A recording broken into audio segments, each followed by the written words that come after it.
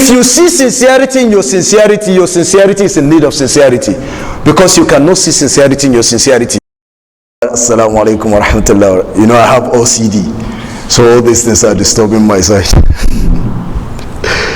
Now, sorry for the delay. You all know what happened. May Allah subhanahu wa ta'ala forgive her. My sheikh and our sheikh lost his mom, so we were at the janaiza. I had to sneak it. He's not even aware that I'm not here. I just dropped him off and said I'm looking for a parking space. So please bear with me for keeping you. The topic we have this afternoon is titled The Price of Fame. And inshallah, I'll try as much as possible to be as straightforward as I can, because our time is already gone. Today is the 24th day in the month of Muharram, 1439. For those that went against the Sultan, they are saying today is 25th. We were together with what the Sultan said. So today is the 24th of Muharram, 1439, after the historic hijrah of Prophet Muhammad sallallahu alaihi wasallam from Makkah to Madinah, which is equivalent to the 15th day in the month of October 2017, the Christian era. Well, we have a very important topic at our disposal. You know, I call it very important because it affects the person that is speaking, it affects you that is listening. I'm not talking about, I don't believe that, you know, the person speaking is famous. I'm talking about ikhlas. The topic is very important because it has to do with ikhlas and how all these other secondary things affect what's needed from you as a Muslim. You know, Allah subhanahu wa ta'ala looks after your ikhlas. So all other things that come after it should not be sought for, and if they come to you, how do you how do you react in the face of those things? You see, that's the beauty of Nigeria. People are just coming now and I'm sweating, I'm late for an hour, you know. May Allah subhanahu wa ta'ala make it easy for us. Inshallah, I've divided this topic into, were you guys telling me that, you know, you just knew exactly when I'm coming in? We're keeping track. So I'm not safe. Subhanallah. Alhamdulillah, you're still alive. You know, when they told me that someone died and they sent me a picture, I was thinking it was you. Alhamdulillah, you're alive. Yeah. So I want us to discuss this topic under nine headings, if time permits. The first one is An-Nuqta al-Ula. The first Nuqta is for us to understand what fame is. You know, Ibn Taymiyyah, in his Kitab Majmul Fatawa, he said, and I'm paraphrasing, if you don't understand the concept behind words, you'll have a lot of misconception. So the first thing is to always understand what you want to discuss about. That's the formula given by Ibn Taymiyyah Majmul Fatawa. So what is fame? In your language, we're talking about fame is something that is, you know, you are not talking about from Shari'i point of view, from Istilahi point of view. Lughatan, what is fame? Fame is the same thing. And it's when someone is known by so many people. In simple terms. That's fame. You know, the state of being known by many people. A lot of people know you. Then we are in an era where it's been equated to what? Celebrity. So fame is synonymous to celebrity. So if they say someone is celebrity, maybe it's been celebrated because of his apparent piety. Maybe it's been celebrated because of his evil nature, wicked nature, like the musicians, and you know, you can be famous in so many funny ways. So, but hunaka hadith, there is a hadith from the Prophet sallallahu alaihi wasallam which indicate that in Islam, fame in all circumstances, seeking for fame, madhmoom bikulli halin. Islamically, there is never an instance where seeking for fame is allowed. Madhmoom. So before we delve into it, the position of Islam, the Sharia position of fame. Sharia is not frowning at you being famous because Allah has made it so. What Sharia is frowning at is you seeking to be famous.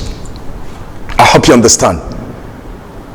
Abu Bakr is very famous.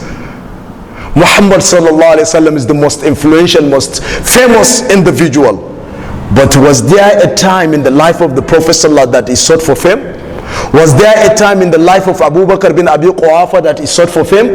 Was there a time in the life of Umar bin Khattab that he sought for fame? And all Uthman bin Affan, Ali bin Abi Talib. But by all standard, they are celebrities. By all standard, they are famous. So what Islam is frowning at is seeking for fame.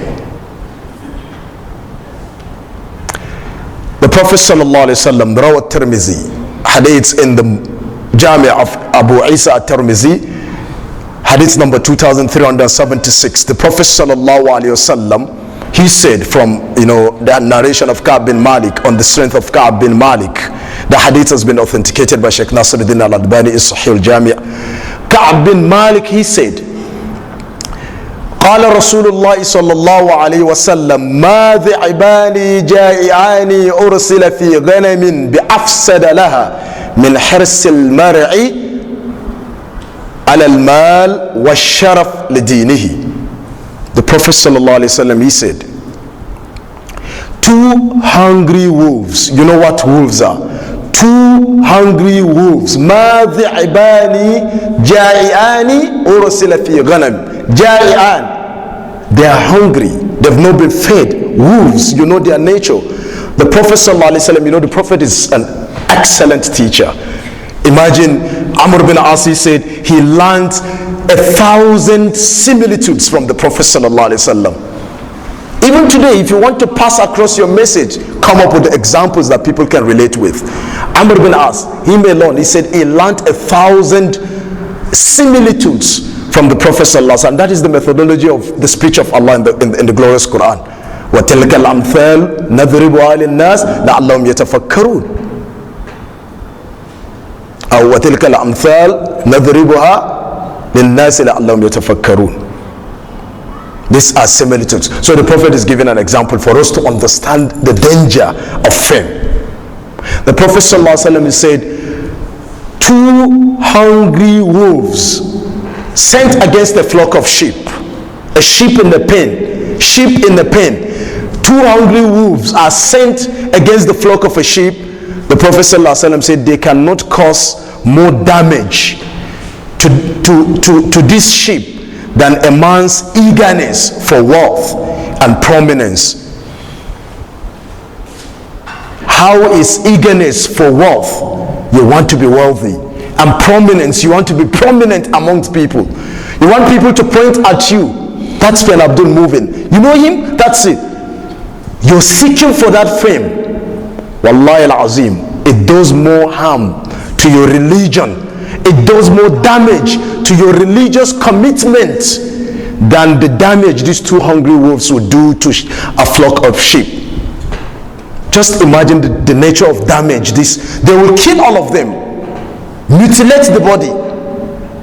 وَمَا ذَلِكَ. The Prophet ﷺ is saying, Wallahi, in comparative to that harm, that damage that the two hungry wolves will do to this sheep, Wallahi, it is not equal to the damage seeking for wealth and fame, prominence will do to your religious commitment as a Muslim. So you can see, nobody can paint it the way the Prophet ﷺ has painted it. That is the position of fame. That is what the Prophet ﷺ told us about fame in many of his statements regarding this aspect that we're talking about. Seeking for fame is anathema. It is not something that is consistent with the makeup, the spiritual makeup of a Muslim. Because a believer, mukhbit, mutawadi', that is the nature of a believer. A believer is modest and humble.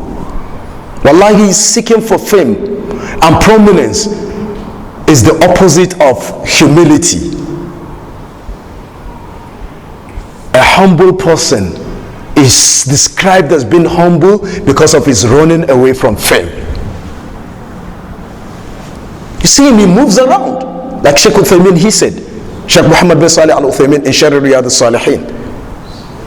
He moves around from the masjid to his room, to his house, from his house to the masjid, from his house to his relatives. He moves around as a humble person amongst people. He does not seek for prominence. A believer, لا يحب أن يشار إليه بالأصابع. A believer, by his makeup, he does not want people to point at him when he moves around. You see, that is Brother Shuraim. That is Barrister Modibo. A believer by his nature does not want people to point at him when he moves around. He wants to remain anonymous between him and Allah subhanahu wa ta'ala.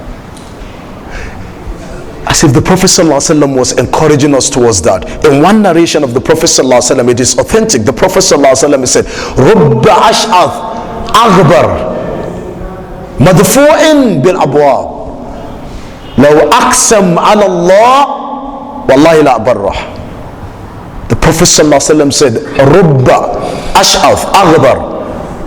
Many a times, a dusted human being, a poor human being, impoverished person, dusted, he doesn't even have a car to enjoy air condition. He's moving around and the dust, the Hamatan dust, when it's the time of Hamatan in Abuja, in other places in the Sahara area, is dusted because he's not even opportune to be under the shade of a moving beast. The Prophet ﷺ said, Madfu'in bil abwab. Doors are closed against him. You can relate. This particular hall that we are seated in is upstairs. So you look down. So just imagine a poor man coming in from the gate. You look at him, you see him, you just use your intercom and tell the security man, tell him I'm not around. Yes, it happens. The Prophet has told us, Madfu'in bil abwab. Wallahi, such an individual, law aqsam ala Allah, if he were to swear by Allah that something will happen, or he takes an oath, or he makes a statement, wallahi la barra, Allah will not disgrace him. Allah will justify that statement of his. But with you, you close your doors against him. Madfu'in bil abwab. It's not famous.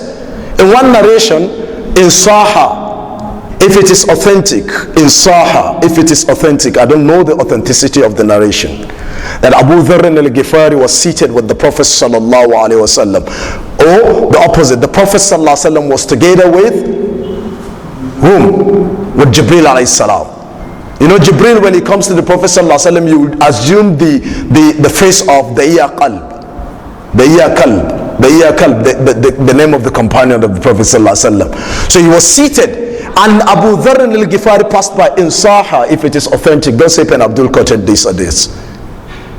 I'm just telling you if it may be relevant to what we're saying, because I don't know if it is da'if. I will not even quote it, but I don't know the status. That is why I'm reiterating that Abu Dharr passed by, and Jibreel alayhi salam said to the Prophet sallallahu alaihi wasallam, extend my salams to your companion Abu Dharr.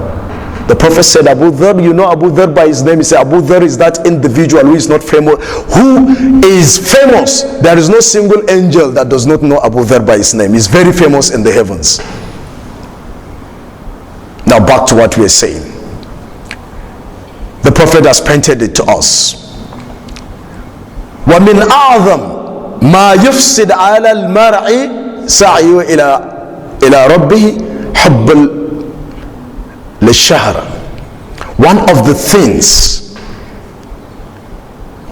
the main things that corrupts a person's efforts to reach the love of Allah, to attain the love of Allah subhanahu wa ta'ala, one of the things that corrupt your effort. We all are making this effort. I'm talking, you're listening, you've abandoned whatever you have doing. You came down to this place to listen to what we have to say. I came down to this place to talk to you. It's an effort you're exerting, alhamdulillah. It's an effort I'm exerting towards what? to achieve the love of Allah subhanahu wa ta'ala. One of the major things that corrupt this effort of ours is what? The love to be famous and be prominent.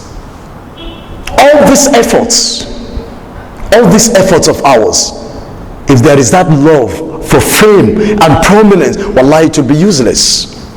Amilatun nasiba tasla naran hamia. Amilatun nasiba, Allah said they have worked, and they did work tirelessly. The words of the Quran. Amilatun nasiba, they worked tirelessly. Tasla naran hamia, but they are going to be burnt in hellfire. قل هل ننبئكم بالأخسرين أعمالا الذين ضل سعيهم في الحياة الدنيا وهم يحسبون أنهم يحسنون صنعا. Allah said, shan't I inform you about those that have lost their efforts in this world? الذين ضل سعيهم في الحياة الدنيا, their efforts have been wasted in the life of this world. وهم يحسبون أنهم يحسنون صنعا. And they were calculating that when they die, Allah will reward them because they were there, because they gave lectures, because they taught people Aqidah, they taught people Hadith, because they gave lectures, because they write a lot about Islam. They think Allah is going to reward them. وَهُمْ يَحْسَبُونَ أَنَّهُمْ يُحْسِنُونَ صُنْعًا. Wallahi, but their works have been destroyed. Allah is not even going to give them a 0.01% of what they have done, because it has been wasted. They sought for fame. This is the mawqif, the attitude of Sharia towards fame. That one seeks to be famous, prominent amongst people.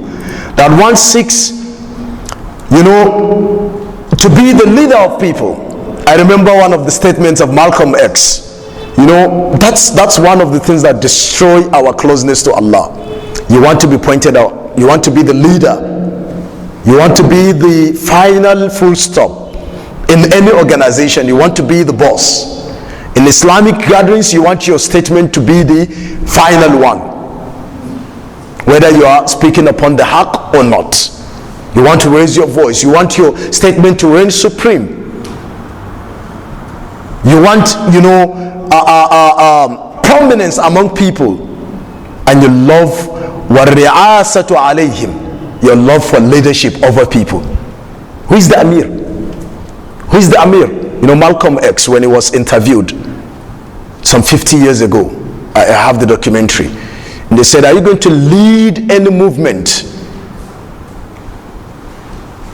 for achieving the black, liberation movement? Any movement? He said, I am willing, the words of Malcolm X, he said, I'm willing to work with any organization, any individual, any organization. He said, because to say to lead creates a lot of factions, a lot of frictions. He said to lead, that word, that was what Malcolm X said. To lead creates a lot of, enmity within a unified body. If you love to be, hubb al-ri'asa, fame, the Islamic organizations today, Ahlus Sunnah wal Jama'ah, you see them, then they are separated. This one from this region, this one from that region. You know why? The reason for that faction is the love of leadership. Because if we are together, there is going to be one leader. But if I go away with my people, I'm going to be the leader of my people. So I have become the leader. وَذَلِكَ أَنَّ الْقَلْبِ, Ibn Taymiyyah, I'm quoting the statement of Ibn Taymiyyah regarding fame in Majmul Fatawa, volume 10, page 215. He said, وَذَلِكَ أَنَّ الْقَلْبَ إِذَا ذَاقَ حَلَاوَةَ عُبُودِيَّتِهِ لِلَّهِ وَمَحَبَّتِهِ لَهُ لم يكن شيء أحب إليه من ذلك حتى يقدمه عليه وبذلك يصرف عن أهل الإخلاص لله السوء والفحشاء. I explain. Ibn Taymiyyah, he said, if there is sound religious commitment, there cannot be this eagerness for fame. Wallahi, anyone that is seeking for fame is not sound in terms of a religious commitment. He said if there is sound religious commitment, ikhlas, wallahi, there will not be this eagerness. Because once the heart tastes the sweetness of servitude to Allah subhanahu wa ta'ala, Ahlul layli fi laylihim aladh ahlul lahwi fi lahwihim. One of the poets said, the ecstasy, the happiness, the people that stood up at night to perform tahajjud, conversing with Allah, in the true sense of it, the happiness they gain cannot be equated to the happiness a man attained, the fake happiness he attained when he's sitting on the lap of a strange woman in the club at night. He thinks he's enjoying, but the one that stood up at night performing tahajjud, understanding the provisions of tahajjud, tatajafa junubum anil madaja yad'una rabbahum khawfan wa tama'an wa mimma razaqnahum yunfiqun. The happiness he derived when he's in sujood at night, him and his Allah, nobody knows, wallahi, cannot be equated. It's far, far ahead. It cannot be even compared to the happiness the so-called young man, the so-called young woman, the so-called misguided elderly one derives in the club when sipping liquor, sitting on the lap of a strange woman. That is dhawq. That is the halawat al-iman. So Ibn Taymiyyah said, the heart that tastes this sweetness of servitude to Allah, wallahi, that heart will give that sweetness of ibadah, being the servant of Allah, preference over any other thing in this world. So you will not seek for prominence, you will not seek for fame. He is contented with that which Allah has given him. And Ibn Taymiyyah said, in that way, Allah diverts evil deeds and shameful acts from those who are sincere to Allah alone. Wallahi, if you're sincere to Allah, you're not seeking for fame. You're sincere. Mukhlisina lawuddin. Surah Al-Bayyinah, Quran chapter 98 verse 5. وَمَا أُمِرُوا إِلَّا لِيَعْبُدُ اللَّهِ مُخْلِصِينَ لَهُ. Wallahi, those people that do that, worshipping Allah with ikhlas, Allah will divert shameful acts away from them. Quran chapter 29 verse 69. وَالَّذِينَ جَاهَدُوا فِينَا لَنَهْدِيَنَّهُمْ سُبُولَنَا وَإِنَّ اللَّهَ لَمَعَ الْمُحْسِنِينَ لَمَعَ الْمُحْسِنِينَ. Those that strive on the path of Allah with ikhlas, Allah said we will guide them towards our way. They don't seek for prominence. Naam. Shaddad bin Aus. Who does not know Shaddad bin Aus? Please, if you don't know him, let me know. It's not a shame. Yes, he's a companion of the Prophet sallallahu alaihi wasallam, Shaddad bin Aus. So my sisters, you are busy looking for names on the internet to give to your kids, and I've not had anyone naming his child after Shaddad bin Aus. Wallahi, I read someone said they called her Aisha. Her name is not Aisha, but she said she went to a shopping mall or somewhere and they called her Aisha. She was annoyed. I saw it on the internet 4 days ago. So the names Aishas and the Fatimas are no longer. We are looking for fame also in the names we give to our kids. So we're looking for names that will be famous. Name that has not been given to anyone. You know, may Allah save us from the battle of women that will choose the names from Google, and you know, you just have to succumb to the Google name, as long as it is not haram. Shaddad bin Aus, he said, Ya baqaya al-Arab, inna akhwafa ma akhafu alaykum ar-riya wa shahwatu al-khafiyya. قيل لأبي داود السجستاني وما الشهوة الخفية قال حب الرئاسة. مجموع الفتاوى Ibn Taymiyyah. Shaddad bin Aus, he said, "O Arabs," he said, "O Arabs, the worst thing that I fear for you is showing off." Shaddad bin Aus, he said, "Oh, ya baqaya al-Arab, O Arabs, the worst thing I fear for you is show off." Riya is show off. That is the worst thing I fear for you. Shaddad bin Aus. He said, I fear for you not only riya, but also shahwat al-khafiyya, hidden desires. Abu Dawud as-Sijistani, he was asked, you know, you have two Abu Dawud that are famous.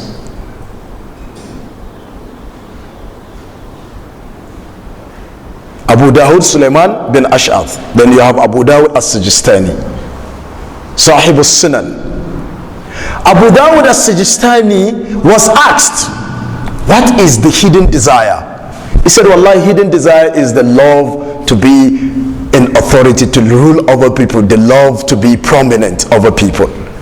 In this gathering you are seated, you always want the attention to be at you.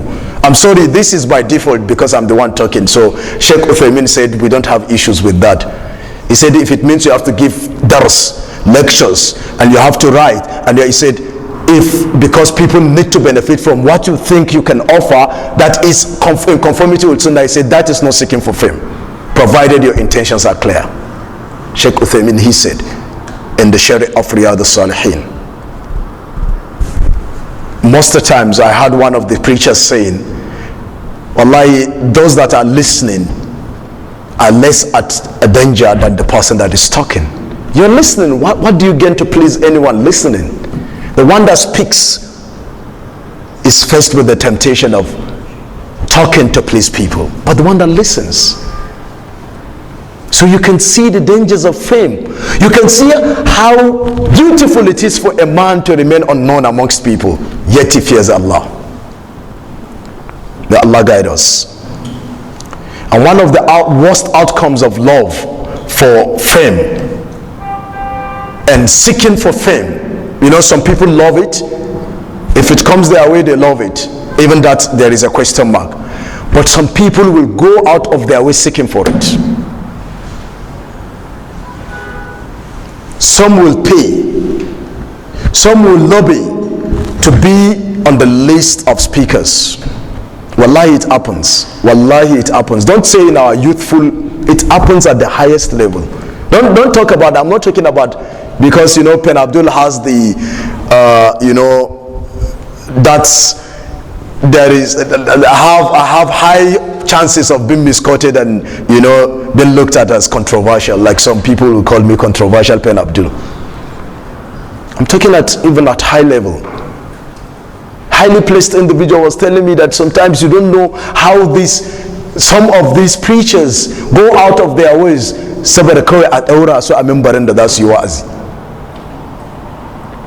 So seeking for it. One of the worst outcomes of love for fame and seeking for it is what? Is for you, is for me or you or any individual that is working for Allah to seek the praise of people, whether he deserves their praise or not. You know, someone will say, I'm teaching a lot of people from Salat al-Subh, you know, from this and, you know, to you, maybe you say he deserves to be praised because he's working for the deen, day and night. Alaysa kadhalik. That, oh, this person is working for the deen, this person is spending his money. Unaka tajir, a man that is rich, is giving out money fi sabilillah. You said he's thriving. Iya cancanta ayaba masa. You that ka cancanta ayaba maka, if you seek for that yabo, it is haram. If it comes your way, it does not affect you. There is one dua that I learned from one of the you know, teachers. He said he also learned it from one of his scholars. He said, oh Allah, do not allow me to take effect from the praises of people. When people praise me, let it be non-existent to me. Am I communicating? Let it be non-existent in my life. Let it not have any effect on what I'm doing. So some people they think they deserve to be praised and people are not praising them, so they seek for that. Some, they don't even deserve the praise. Those are the worst type. They don't even deserve to be praised, but they love to be praised. In Surah Al-Ma'idah, you look for the verse. In Surah Al-Ma'idah, Allah subhanahu wa ta'ala said, وَيُحِبُّونَ أَن يُحْمَدُوا بِمَا لَمْ يَفْعَلُونَ La ilaha illallah. Allah said they love to be praised for things that they have not done. Some deserve it, but seeking for it because you deserve it is haram. What about those that do not even deserve the praise and they're seeking for it? Allah said, وَيُحِبُّونَ أَن يَحْمَدُوا بِمَا لَمْ يَفْعَلُوا. They love to be praised for the things that they have not done. May Allah safeguard us. I hope I'm communicating. The Prophet sallallahu alaihi wasallam, he said, Rawa Ahmad fi musnadihi, in the musnad of Imam Ahmad, and Muawiyah radiyallahu anhu قال سمعت رسول الله صلى الله عليه وسلم يقول إياكم والتمادح فإن التمادح فإنه الذبح. وصححه الألباني في صحيح الجامع. The Prophet sallallahu alaihi wasallam said, إياكم والتمادح. The Prophet said, beware of praising one another. Shuraim, don't praise me.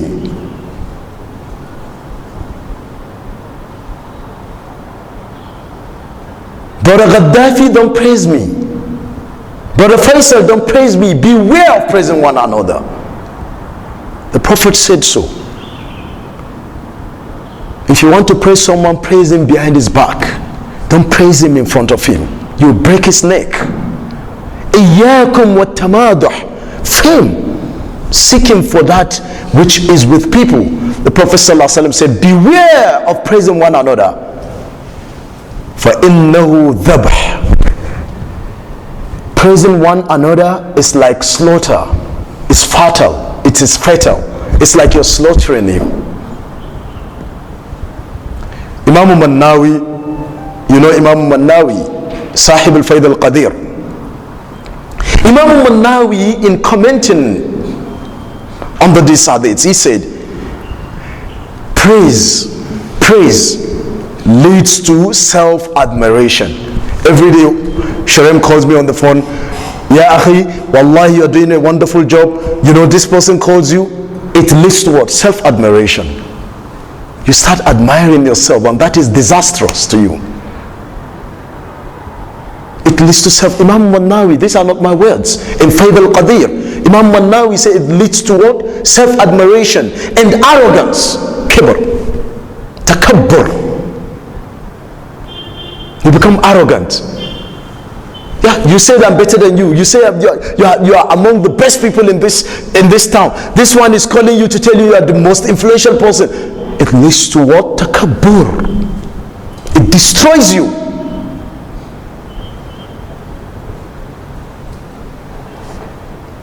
That is why it is likened to a dhabh.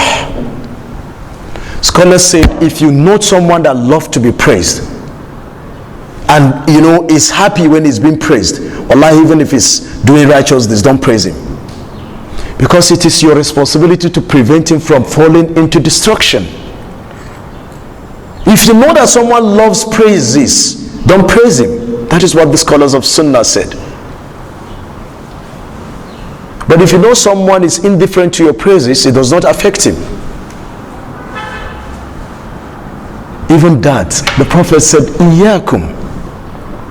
Al-Nuqta Thaniya, the second thing I want to discuss.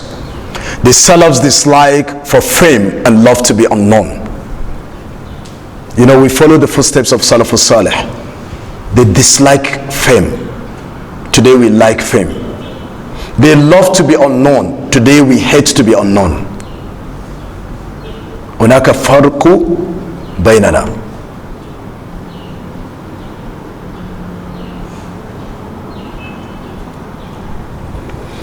They love to be unknown. We hate to be unknown. That's why that is, wallahi, this is our attitude. It's not funny. It will prevent us from entering Jannah.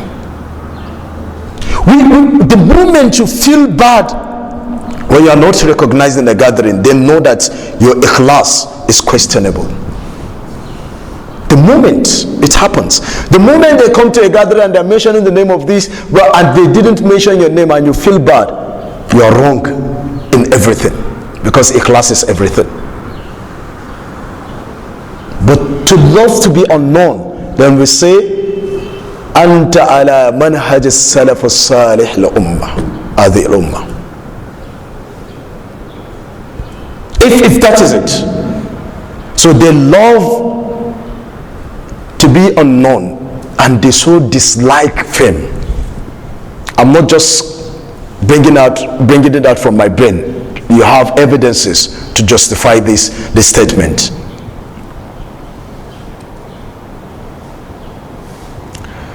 You know, there is a narration in Sahih Muslim on the strength of Sa'ad bin Abi Waqqas. He said, Inna Allah yuhibbul abd al-taqiyya al-ghaniyya al-khafiyya. The Prophet sallallahu alaihi wasallam, he said, Allah loves the slave who is pious. Allah subhanahu wa ta'ala loves the slave who is pious. Al-ghaniyya, independent of means. Do you know what leads to all these things? When you seek for what is in the hands of people, you can see the genius of the Prophet sallallahu alaihi wasallam. Inna Allah yuhibbul abd at-taqiyya al-ghaniyya al-khafiyya. A servant that is pious, a servant that is independent of means, and a servant that is hidden from people, is unknown, anonymous. Allah loves that servant. Is it even not a thing of worry that you are famous? Now they say Allah loves people that are hidden from people, people that are khafiyah, people that are unknown. Allah loves them. Where does that leave you that is famous? Where does that leave you? Give me a verse or a hadith that will tell you that Allah loves people that are famous. But you have hadiths. A Muslim, Allah subhanahu wa ta'ala loves a servant that is pious, a servant that is independent of means, which means a servant that is contented with what Allah subhanahu wa ta'ala gives him, and a servant that is hidden from people.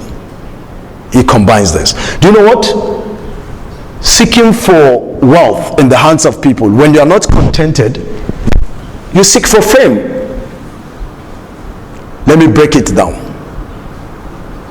That is when you go to the rich people so that they'll know you. That is when you start speaking about the deen to please people so that they will know you. And when they know you, maybe you start charging for lectures. If they give you, collect. You didn't ask. But don't negotiate lecture price with anyone. This is my stand. I'm not telling you that this is my PenAbdul's stand. This is my stand. Don't sit down, because that's what is going to affect your religious commitment. And I used to say, when I sit down with Modibo, and Modibo is organizing a lecture in Gombe, and he calls me, and I'm saying, Modibo, you have to pay me 100,000 naira for. And Modibo say, wallahi ka sana, and mun dan fito daga recession ne, amma dai akwai 50,000 zamu yi. To ba komai ka kawo 50,000. Wallahi, if I sit down, I'm talking, you will not listen to my talk. If you are seated, you will not pay attention. Because you are seeing the money that I've attached to it. This is my position. You know, scholars said it is haram when you some said it is only allowed, it is haram. There are instances where it is haram. If you are the only person that knows about the hadith of the Prophet ﷺ in the community, and they're asking you to come and teach that hadith, and you say an baka kuɗi kafin ka karantar, wallahi haramun ne kake ci. Well, there are so many scholars of hadiths everywhere, and someone calls you out of your tight schedule, come and deliver a talk, come and teach us hadiths, for example. Mind you, I'm not collecting money for my hadith session, you know. Okay, let's just say that I'm advertising that. I keep reiterating, these are my positions. And if someone said, okay, gosh, what they call it, honorarium, without you seeking, annabi arabashi gift karba. But if you sit down and negotiate, or you are anticipating kaga ma'azi za baka kuɗi, to ka cuci ikhlasinka. Back to what I was saying. Ibn al-Jawzi rahimahullah, Abu al-Faraj, he said, al-isharatu bil-khafi ila jumul al-dhikr wal-ghalib ala al-khamil as-salama. He said what is meant in Kashf al-Mushkil, in that kitab, Kashf al-Mushkil, Abu al-Faraj, Ibn al-Jawzi, a scholarly scholar, before Ibn Taymiyyah, before Ibn al-Qayyim. You know, you have Ibn al-Qayyim Jawziyya. This is Ibn al-Jawzi, Abu al-Faraj, Ibn al-Jawzi. Ibn Taymiyyah said he has never seen any scholar that has written extensively like Ibn al-Jawzi. 800 of his writings, books were mentioned in Sirah Alam al-Nubala of Hafiz Shamsuddin al-Dhahabi. So maybe my spiritual lineage can be traced back to Abu al-Faraj Ibn al-Jawzi because of writing. Now, he said, what is meant by hidden from the people in the hadith of the Prophet sallallahu alaihi wasallam is one who is not known, and a non-individual, one who is not famous. Because the one who is not known is usually safe. You are safe if you are not known. Wallahi ya ishe ka sharri, and I will give you a statement that will make you understand what I'm saying when I come to that. Sheikh Uthaymin, he said, the one who is hidden from the people is the one who does not try to be prominent and known. He does not seek for fame. Ibn Uthaymin. And he is not interested in becoming prominent. Ibn Uthaymin is saying, the person is not known, is not prominent among people, he is not even interested in becoming prominent. He doesn't even want to be known. He doesn't even want to be pointed out in a gathering. Malam, tafaddal, you know, when you go to a place and say, and someone's, Malam bismillah kaja musalla, kaja kan kasalla, ba ku ka saba san sallah kafin zo wajen ku ba. You understand what I mean? He doesn't want to be pointed out or having people talk about him. You know, today it's oh, wallahi na bar wasu suna ta magana kan ka PenAbdul. Can suna, then you feel happy about it. Wallahi, your ikhlas is not genuine. It is counterfeit. Wallahi, it is counterfeit. Sheikh Uthaymin is doing sharh of this hadith in Riyadh al-Salihin. He said he does not seek for prominence. He's not even interested, and he doesn't even want people to point out at him. He doesn't want even people to talk about him. Today, we pay people to listen to those that talk about us. Some people, after they leave where they've done their righteous deeds, I don't know if it happens in da'wah, but someone will give money and will, after leaving the place, you will call someone and say, I know someone that does that.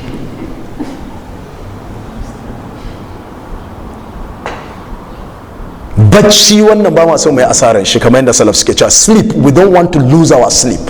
In sleep we seek for Allah's reward in sleep. Wallahi, in sleep we seek for Allah's reward. That is what the salaf said.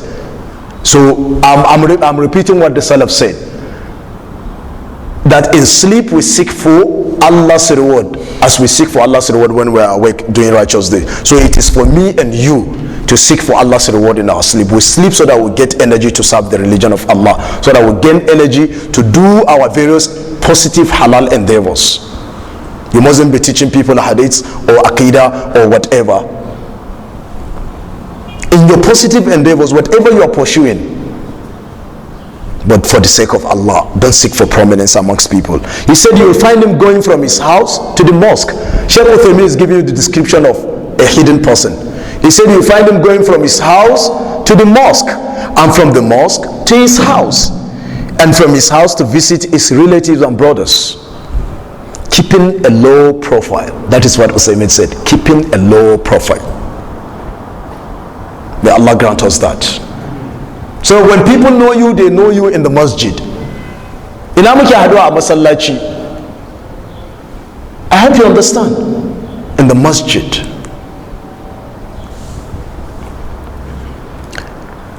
Fudayl bin Iyad, this is when I was doing research for this lecture, I came across this statement of, I want you to memorize it.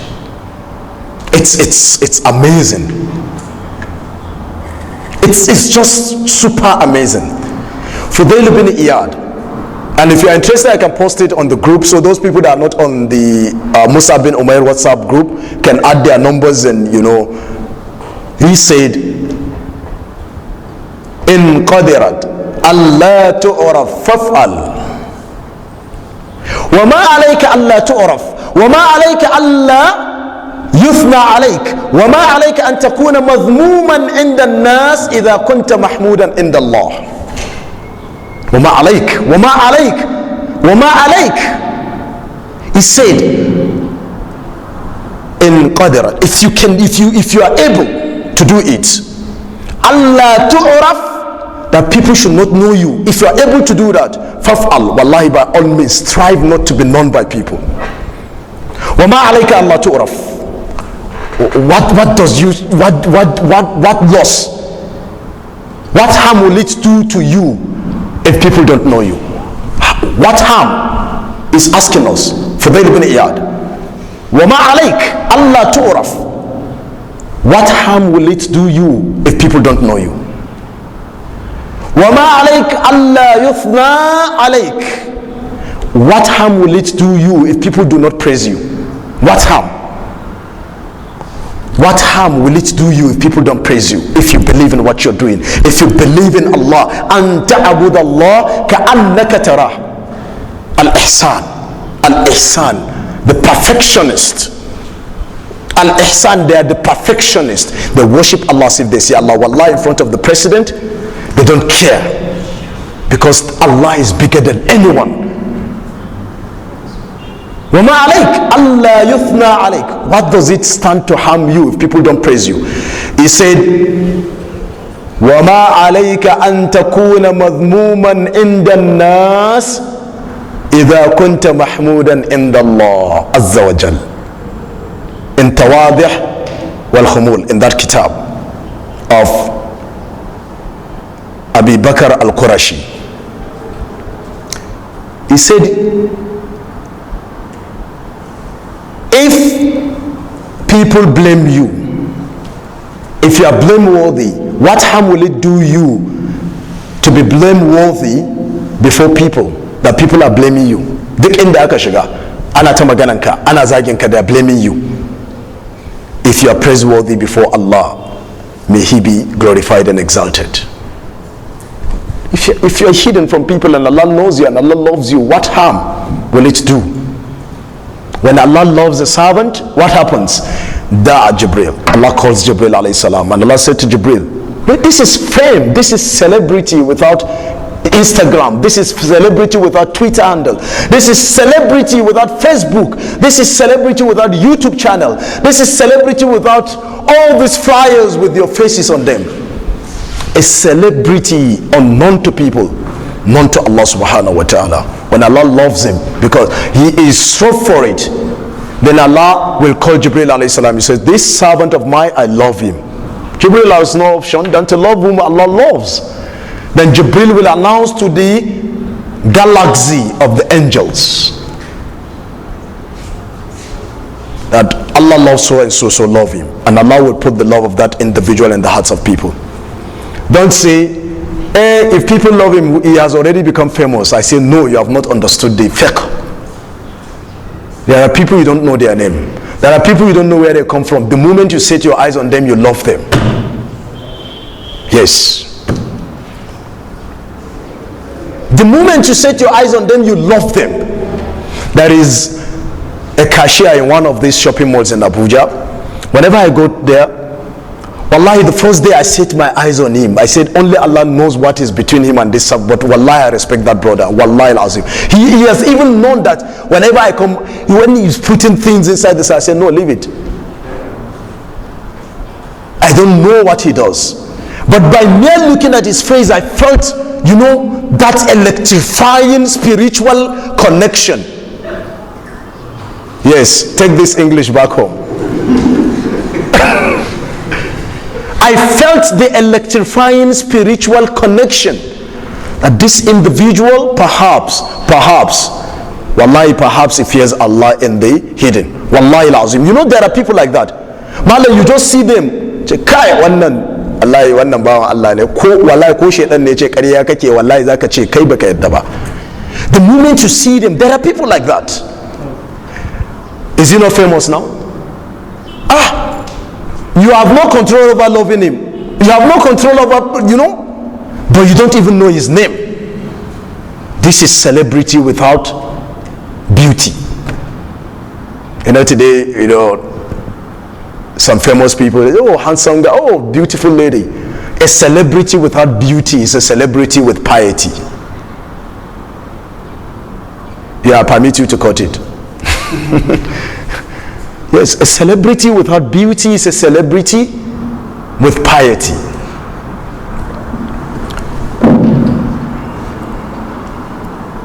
Now, let's fast track the events. Let me give you some interesting statements from the Salaf. Ibrahim ibn Adham. Those that are following me on Twitter, they know my pinned tweet is this statement of Ibrahim ibn Adham. Wallah, Ibrahim ibn Adham, he said, one who loves to be known is not being sincere to Allah. The one that seeks for fame is not truthful to Allah. Ibrahim ibn Adham. He said the one that seeks for fame, listen, seeks for fame, not that he's famous. He sought for it. He loves to be known. The one that seeks for fame is not being truthful to Allah subhanahu wa ta'ala. Wallahi, be kyauta makansa ba. Ibrahim bin Adham. Ibrahim al-Nakhi and al-Hasan al-Basri, they said, kafa fitna lil mara an yushara ilayhi bil asabi' fi ad-din aw dunya illa man asama Allah. Kitab al-Zuhd of Ibn al-Sirri. He said, Al-Hasan al-Basri, you know Hasan al-Basri? If you are able to tell me the person that named Hasan al-Basri, the name Hasan al-Basri, I promise you 2,000 naira now. Downstairs in my car, I'll give you 2,000 naira without Google. Oh, wait, 2,000 is too small. If you Google it, back at the class. Not Aisha radiallahu anha, not Aisha. You have failed. Oh, someone is saying 5,000 naira. Al-Hasan al-Basri was raised up in the house of the Prophet sallallahu alaihi wasallam. It was the wife of the Prophet that named him Al-Hasan al-Basri. Not Aisha. I give you assignment. You are free to Google it. At least you will know. Hasan al-Basri said, and Ibrahim al-Nakhi, he said, it is sufficient trial, fitna, it is sufficient trial for a man to be pointed out with regard to religious or worldly matters. Wallahi, he said it is sufficient fitna. Ya ishi mutum fitna, ya ishi mutum abun fitna, jarabawa babba Allah ya daura maka, that people point out to you. Ka idan kana neman architect, ka samu PenAbdul, ina maku talla. Al-Hasan al-Basri said, wallahi, it is enough, it is sufficient, a trial in the matters of the deen or dunya that you are pointed out at. That's fame. They are not after fame. This is their attitude. They dislike it. They dislike it. Not only in the deen, in dunya that you are pointed out at. And they can neman architect. Da iya zane ka zo kamfani na ka ga na muku talla da wayo. When I say it's a trial, what about your religion? That, oh, so person is knowledgeable, oh, so person is a taqi, oh, so person is this. Wallahi, it is fitna for you, it is a trial for you. That's why people, you know, they're free, malam. Kai tafiyanka a titi ba wanda ya sanka. Wallahi, someone came to my office. You think PenAbdul is famous? I'm not famous. That's why I don't put my pictures there. Yes, that's why I don't put my pictures there. Someone came to my office. We had a meeting for 1 hour with him. He left my office. I gave him my business card. When he entered his car, he called me. He said, oh, Ashekene PenAbdul. It's better for you. Perhaps he wouldn't have discussed the way he discussed with me if he came and he knew it was PenAbdul, maybe. But it is a trial for you to be known. Kitab al-Zuhd. How shall, these are interesting statements that inshallah maybe I can send them to you. How shall he used to cry? It's a salaf, he used to cry. He will cry. A salaf, he will cry with his eyes. Do you know why? He said, my name has reached the large mosque. Meaning, the people, they know who I am. He's crying because he has become famous. Awsham. He's crying. They say, why are you crying? He said, my name has reached the large masjid. Today we are fighting to be in the in the big masjid. We are not contented in giving dars in small masjid for mara roof a unguwanmu.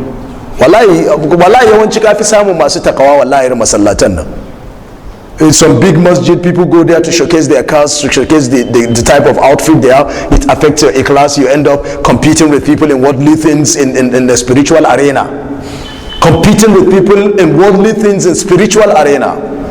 Go to masallaci, je za tahajjud wallahi masallacin kwanan kasan masallacin na bakin titin wallahi nan muke tahajjud. Ba mu da katanga. It's open. You can even shoot at us from anywhere. It's better for you than for you to be driving your car with fuel and rushing all the way. You live 15 masjid, you have huffaz when they describe the Qur'ani in your masjid, in your area. They have beautiful melodious recitation with sonorous voice. I'm teaching you English today too. With sonorous voice.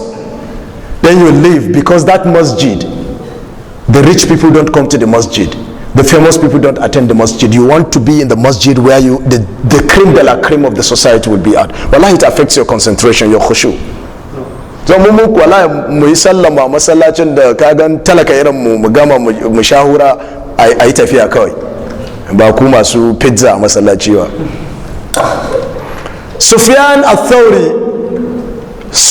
al-Thawri, he said, we are not asking you not to eat pizza in the masjid. Some people are already saying, maybe before you say PenAbdul, say pizza in the masjid. Eat your pizza in the masjid. How shall be used to, because it's not haram. Again, let me qualify, it's not haram to eat in the masjid. Is it because some people will now say PenAbdul get fatwa that people should eat and you start buying pizza and go to the masjid with it? It's not, the general thing is that it's not haram for you to eat in the masjid. Otherwise you wouldn't have been doing your i'tikaf there and do your whatever. The Salaf used to hate fame and reputation due to wearing nice garments, because eyes will stretch towards them. Sufyan bin Thawri, he said the Salaf, they don't even want to wear beautiful clothes. What happens when you wear beautiful clothes? The eyes will stretch towards you. They will point at you in the gathering. Your clothing is not, wallahi, that you can see the genius in wearing white cloth. Simple. Kan ma kai aiki a kai, lalle a ce wani tela ne dan kama aikin. Kawai ka tafi da kai da wanda ba shi da shi don ɗaya kuke ku tafi. I hope you understand the Salaf. We are not saying it's haram, but understand, because they are protecting their iman. You know, so individually you can do certain things that you not impose on people. You should understand all these things.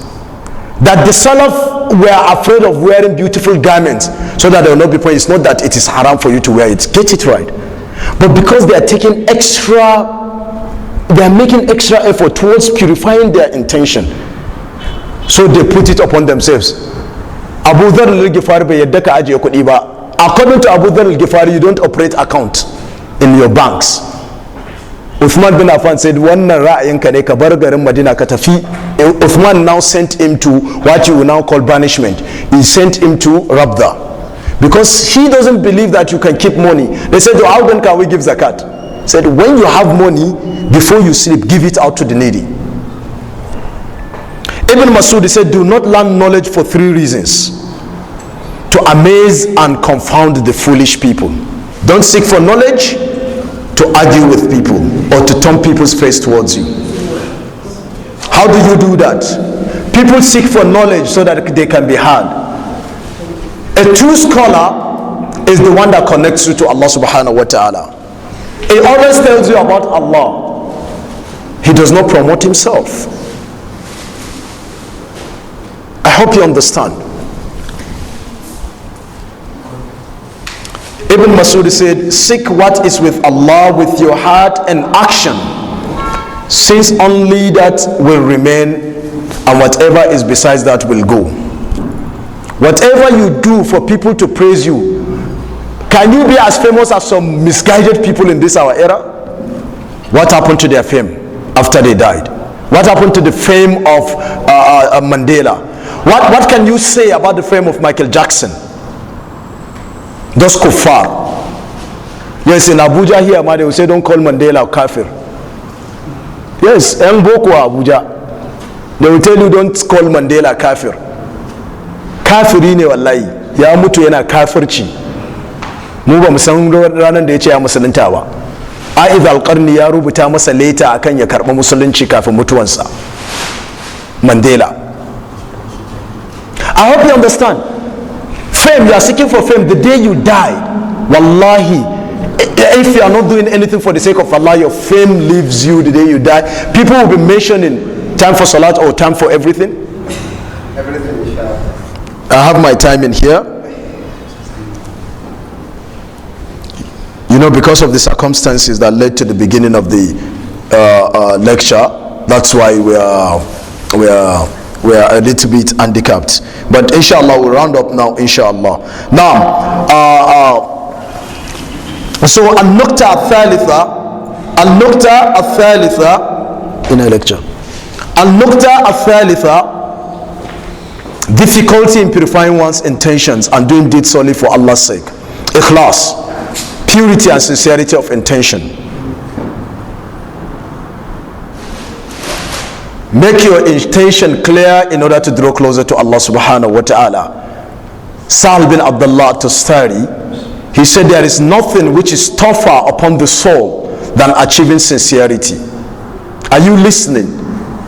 There is nothing which is tougher upon the soul than attaining sincerity.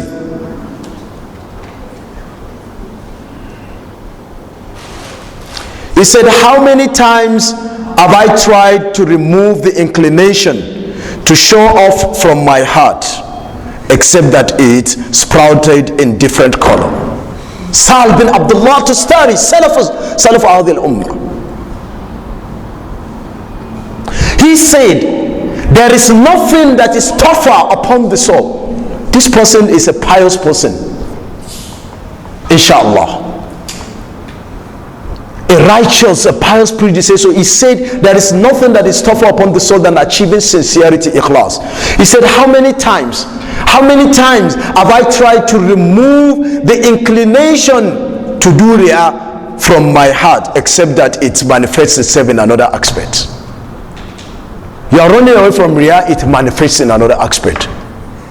So it's a constant battle. I wrote something 4 days ago. Not a scholar, not a devout worshipper can give you assurance that Allah has accepted one good deed of his. If that person is alive, name him. We are only trying and hoping.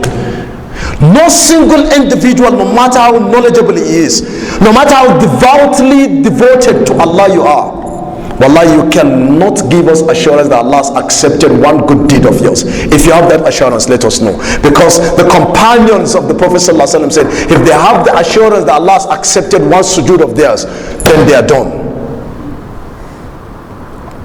Coming from an individual that Allah said the Prophet should tell him that he's a Jannati, he's going to paradise. What about you? One of the people of wisdom, he said, when a man is speaking in a gathering, like I'm speaking now, and his speech amazes him, kai, baba na faɗe wani abu na burge kaina, let him be silent. Kawai yayi shiru. Saboda haka kuka ga mutum yana cikin magana yayi shiru, ba wani aljannin da ya gani, ba mala'ikan mutuwa ya gani ba. Kawai kila yana so ya aiki da wannan maganar ne. If you are speaking and you are pleasing people, you can see how they are running away from fame. That is the point. Wallahi, celebrity sheikhs today, you don't want us to say it, we will say it. Wallahi, when you are running away, you want people to mention you, did people, and we tweet for the tweets as a scholar, or as seemingly a scholar, because you don't dash out scholarship to anyone. Scholarship is deeply rooted. Miftahul ilm, what? Fahm. Wa miftahul fahm, taqwa Allah. The key to knowledge is understanding. The key to understanding is the fear of Allah. Fattaqullah, wattaqullah, fattaqullah wa yu'allimukum Allah. Fear Allah and Allah will enrich you with knowledge. Laysa bihifz al-mutun. Knowledge, laysa bihifz al-mutun. It is not by memorization. That is not knowledge. That you have memorized Quran, you've memorized Hadith, that is not knowledge. Taqwallah, light, Allah gives it to those people that fear Him alone. That's why you see a lot of people with knowledge, their knowledge is not even impacting on anyone. People with little knowledge and ikhlas, that little knowledge will go round because of ikhlas. I used to say this, in your room, I suggest fame, in your room, if you make a statement or you write something, wallahi, with ikhlas, it will resonate in the four corners of the world. In the gathering of 1 million people, you talk to please them so that they will say, so sheikh is a cool sheikh. Wallahi, they will say you are cool, but wallahi, your statement will not make impact in their lives. If you want to judge my statement, look at the lives of many people today that we have listening to lectures. What can you say of Islam in their lives? Versus the lectures we are listening to, versus Islam in our lives. It's either the speaker is seeking for fame, or the listener is doing it so that they will say he's attending Islamic gathering. There is no ikhlas. If there is ikhlas, you'll change. They will come and talk, celebrity sheikhs, you clap, and they said, okay, everyone is a Muslim. We say, no, we have to separate Aqidah of Ahlul Sunnah from the Aqidah of people that are Ikhwan al-Muflisin. Ikhwan al-Muflisin. These are the things we need to understand. When we talk about these things, because they're important to us. They're important to us. We don't care what people say about us. Because we want to be among the people that say, وَلَا يَخَافُونَ لَوْمَةَ لَائِمٍ. They do not fear the blame of the blamers. Wallahi, if they had feared the blame of the blamers, you wouldn't have been a Muslim today.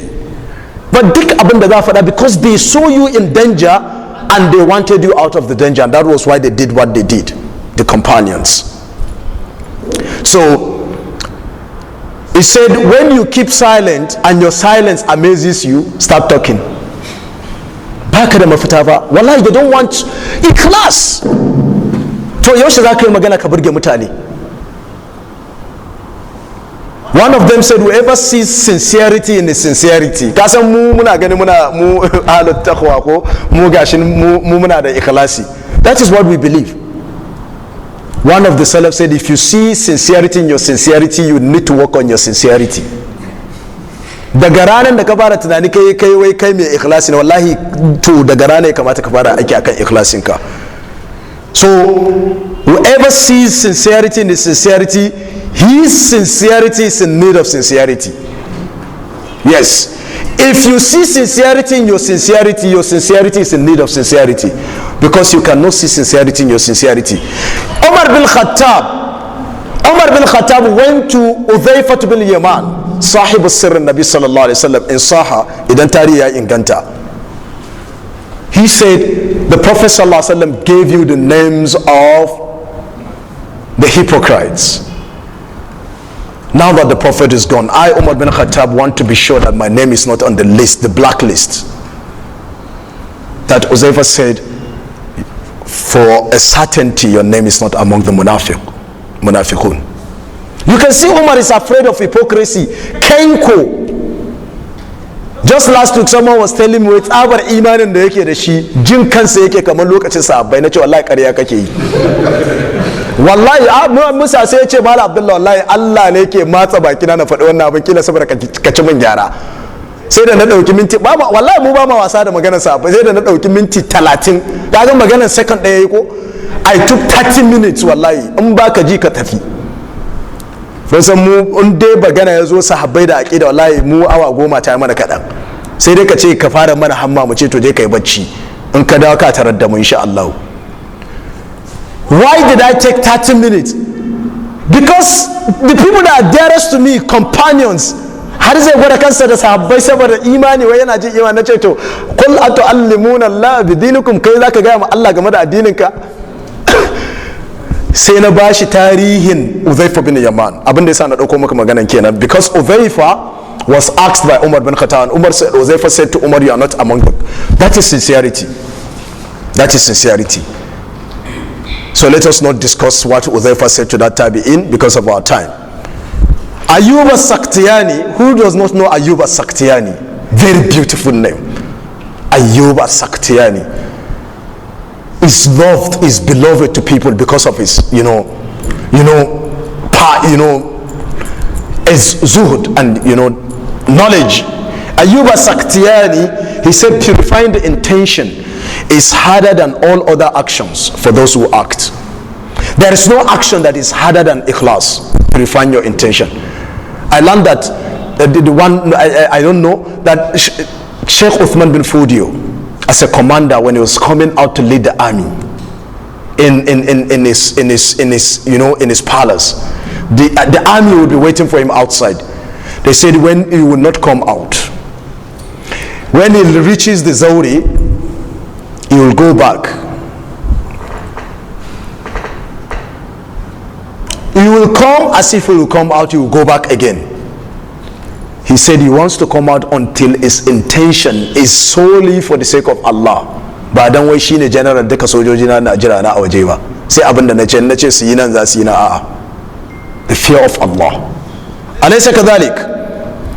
Yaqub al-Makhfuf, he said the sincere person is the one who hides his good deeds just like he hides his evil deeds. You have heard this, but they are not crediting the statement to the owner of the statement. So on Twitter and on Facebook you see, hide your good deeds just as you hide your sins. Yaqub al-Makhfuf. Arabic language, kha. I think Arabic language is the only language that has this kha. Makhfuf. Yaqub al-Makhfuf, he said the sincere person is the one who hides his good deeds just like he has his evil deeds. There is no desire in sincerity. So when a Salaf was asked, what is the hardest thing for the soul? He said, wallahi, sincerity. Because there is no any desire in it. To dan kai dan Allah wa sani. Because a lot of people want to be hard. So when you are sincere, it's between you and Allah. Nobody knows. So because nobody knows, it becomes very hard upon the soul. Because the soul wants to do things that people know. Time. Scholars are not infallible. This is very important that we end on this note. Are scholars infallible?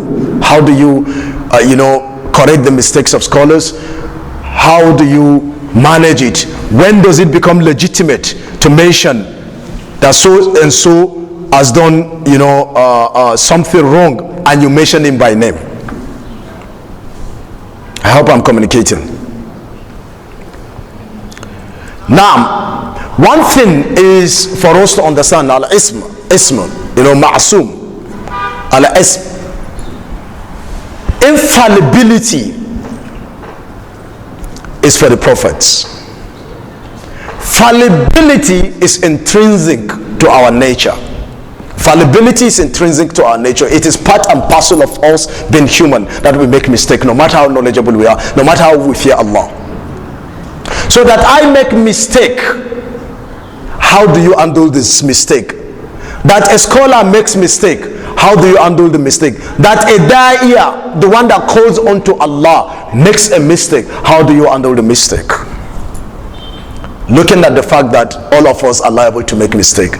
Now you need to understand the people whose mistake are excusable. We dash out scholarship today. So someone called me for interview on NT and they said, an Islamic scholar, I said, start again. It was a recorded program. I said, record again. I went to Radio Nigeria, they say we have scholar in the house, Islamic scholar. I say, repeat. He deleted that one. I say, start again. Say a Muslim in the house. Because we dash out scholarship. That PenAbdul is talking, PenAbdul is scholar. Wallahi, I'm not a scholar. Wallahi al-azim. An kace ni scholar ne kai ƙarya kuma Allah sai ya kama ka ranar tashin kiyama. I'm saying it.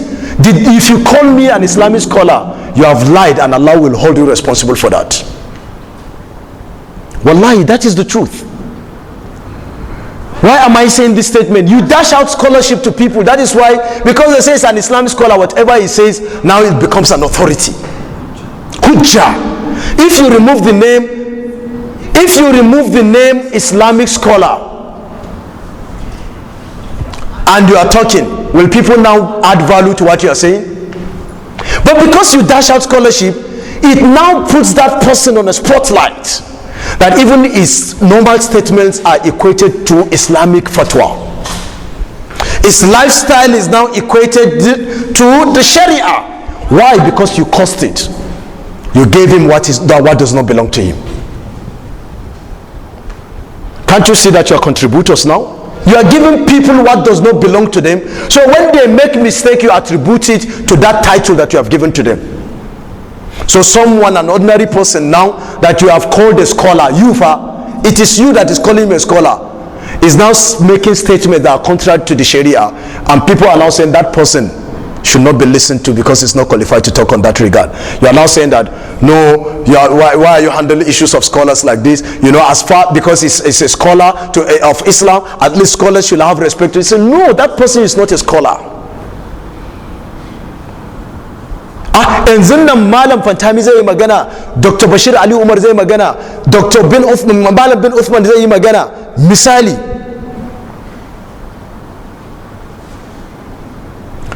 sai a zo sai na yi magana, sai ku gwada magana na malaman nan, kaga ba ku kyauta ba. The moment you start comparing, PenAbdul ma ya ce haka, because you have made mistake of identity. You have given me the title of my sheikhs. So now you are equating my statements with the statements of the shuyukh. That is the problem.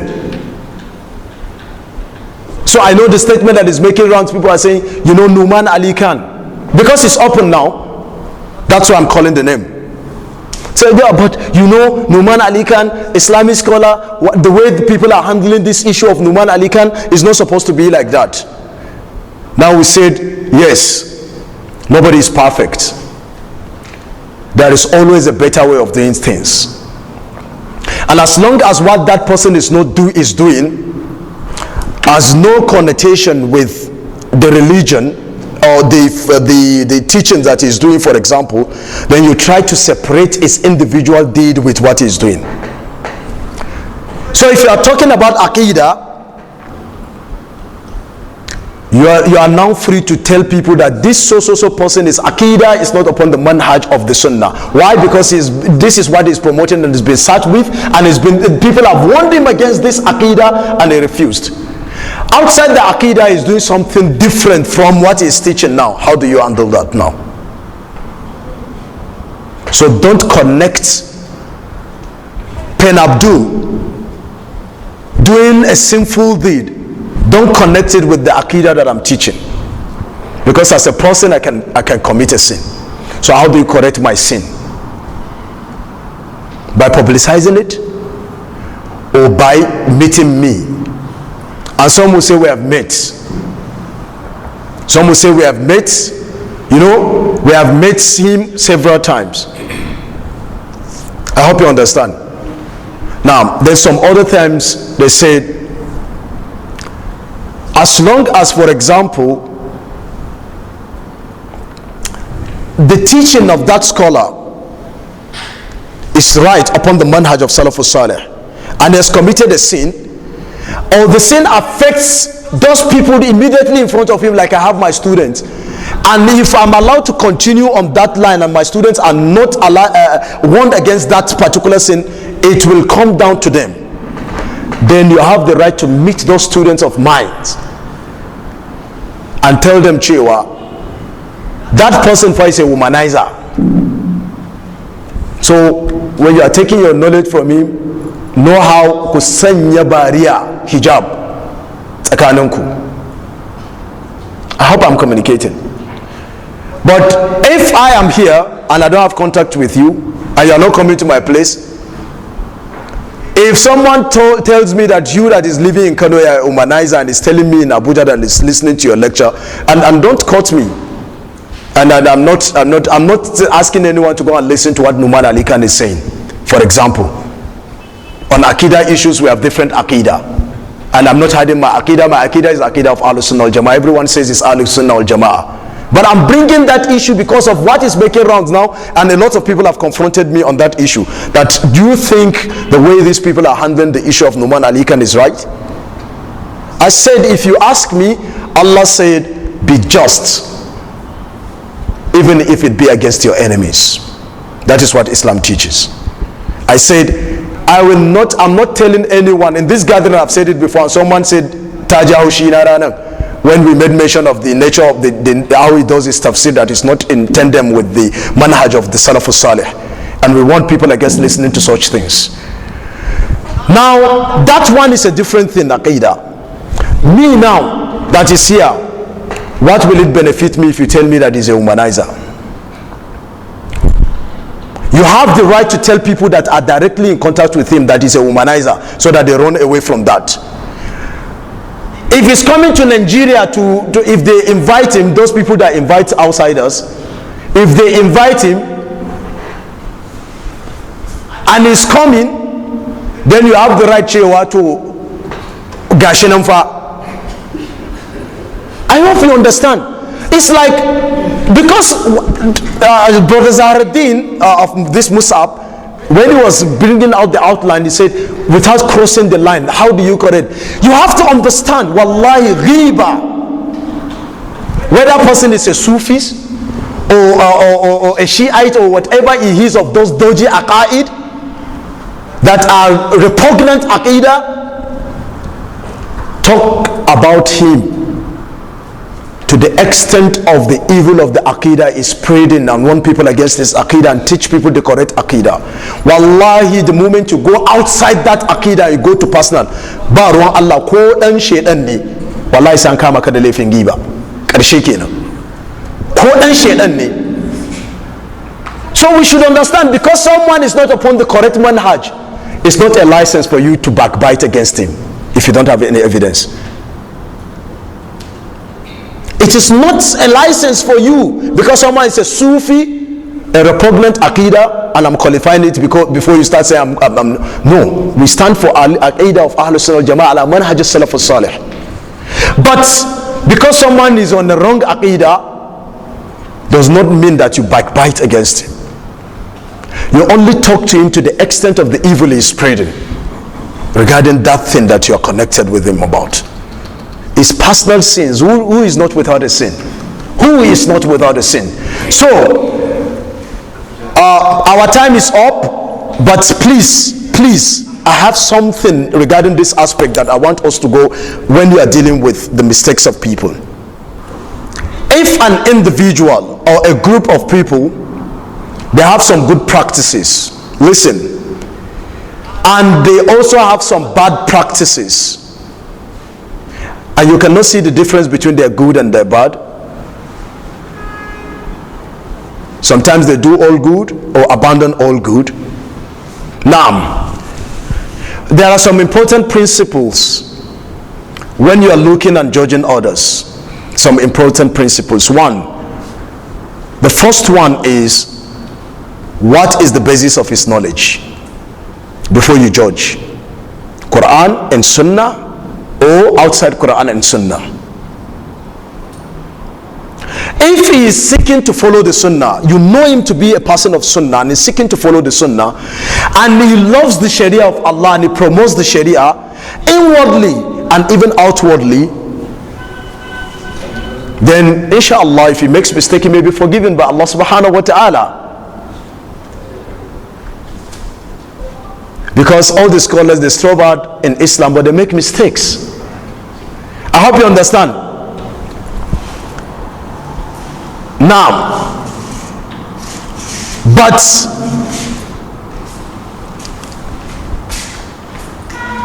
if it is known that he basically respects the laws of Allah and follows his messenger inwardly and outwardly, then his actions and words should be measured according to Quran and Sunnah. And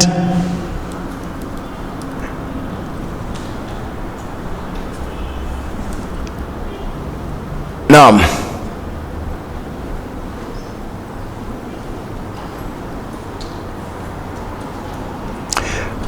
with regard to individual, whatever good they should do, or they should be enjoined and praised, and whatever evil they do should be forbidden and criticized. Yes, each individual has his pros and cons. Whatever good the individual does, praise him. Whatever evil he does, don't say because you have praised him yesterday, you have to criticize that evil. Man ra'a minkum munkaran. I hope you understand. Provided that enjoining what is good does not lead to missing out on an even greater good.